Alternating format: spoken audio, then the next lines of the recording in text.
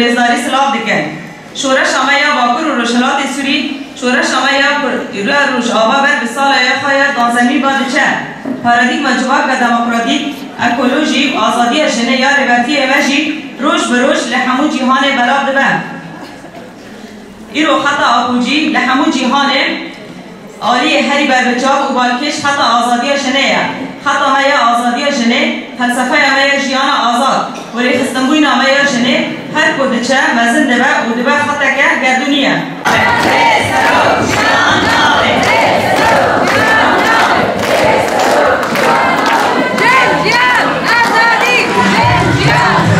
شوکی مندزانن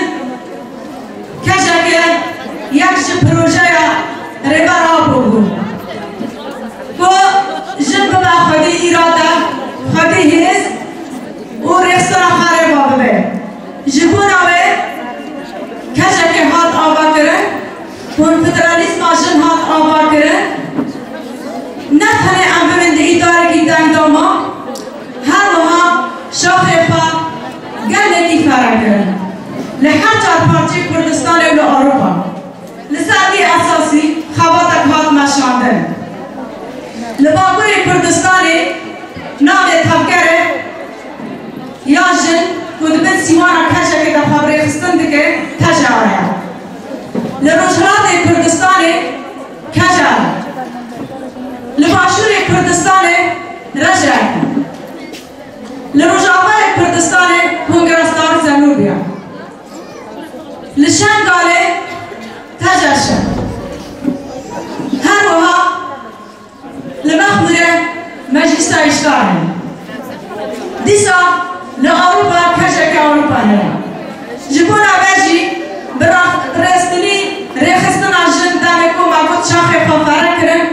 راستنی روله که خواهی مزن دنا با جواب منگالیستن ایلیشین بسر کردستان بسر جنا کرد خاطر بود ایدی کرد بدن کردون کرد تلا بود ایدی روش که ملی دا جیان بکن زندی بود هنه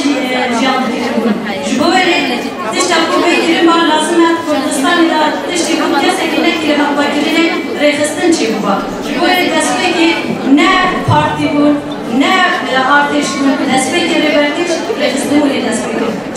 چونکه جوایی که اشتراف تجمیل خبر همه آوای حتیه بلاف کنه به روحینا به نیزینا به باوری کنه